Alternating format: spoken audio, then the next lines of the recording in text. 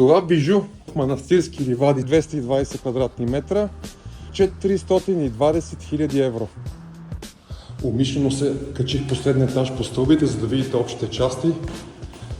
Боядисани, поддържани, приятно, светло, чисто. Тук е шлюза към покрива. И сега е време за самия апартамент. Сградата е 2007 година. Намираме се на 10-ти последен етаж, като на етажа има само 2 апартамента. Жилището е с площ от 220 квадратни метра. Гледаме първата баня с тоалетна. Хубаво голямо просторно антре. Втора тоалетна. И нека да видим първата спалня. Уютно, чистичко.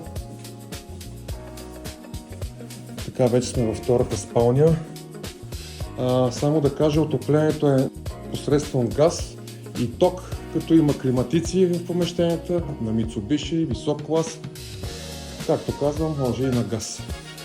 Виждаме хубава родителска спалня, а тук вижте как готино са усвоили това помещение и са го направили на гардеробна. От тук имаме излъз на тераса, но за нея след малко. Баня с тоалетна, втора тоалетна, 2 спалнята с голям собствен дрешник. И сега отиваме към, поне според мен, черешката на тортата. Вижте каква хубава слънчева дневна. Тук ни е кухненската част, трапезната маса, за къде без готиния телевизор. И от тук излизате, погледнете. Гледка почти на 360 градуса. Кев ви запад, кев ви юг планината и изток слънцето, буквално каквото си поискате. Една изключително яка парти тераса. Може да се печете, да си изпляскате шезлонги, да си направите фитнес, изобщо каквото душа ви поиска. Да си хапвате, да си пивате и така. Апартаментът, пак да повторя, е 220 квадратни метра.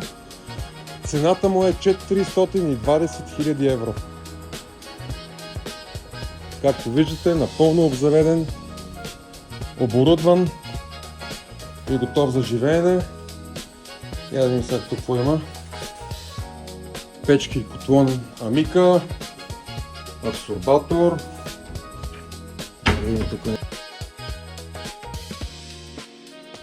Така, голям хладилник и тук имам освоена тераса и мокро помещение с пералня, люфчица, ето го и бойлера, елдом и така.